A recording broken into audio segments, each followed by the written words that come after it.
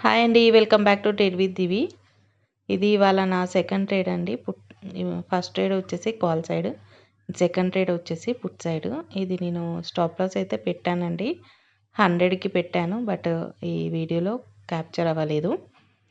And నేను trade entry వచ్చేసి 115కి తీసుకున్నానండి. అంటే ప్రైజ్ 115.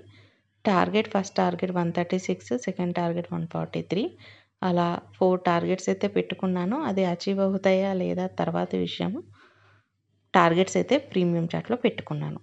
ఈ ట్రేడ్ లాజిక్ వచ్చేసి మన అనాలిసిస్ వీడియోలో నేను క్లియర్గా చెప్పానండి.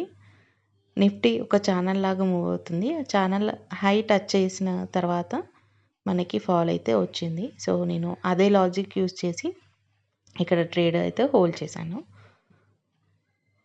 26,025 మన రెసిస్టెన్స్ అండి, స్ట్రాంగ్ రెసిస్టెన్స్. ఆ రెసిస్టెన్స్ని టచ్ చేసిన వెంటనే మనకి కంటిన్యూషన్ ఫాల్ వచ్చింది. అరౌండ్ 25,900 అయితే నా టార్గెట్ అండి. ఎందుకంటే నిన్న ఈ క్లోజింగ్ టైంలో కూడా సేమ్ అదే టార్గెట్ అయితే ఇచ్చేసింది. 25,910 వరకు అయితే వచ్చింది.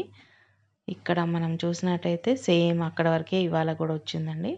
ఇంకా డౌన్ఫాల్ అయితే అవ్వచ్చు, బట్ నా సెకండ్ టార్గెట్ కూడా ఆల్మోస్ట్ రీచ్ అయిపోయింది.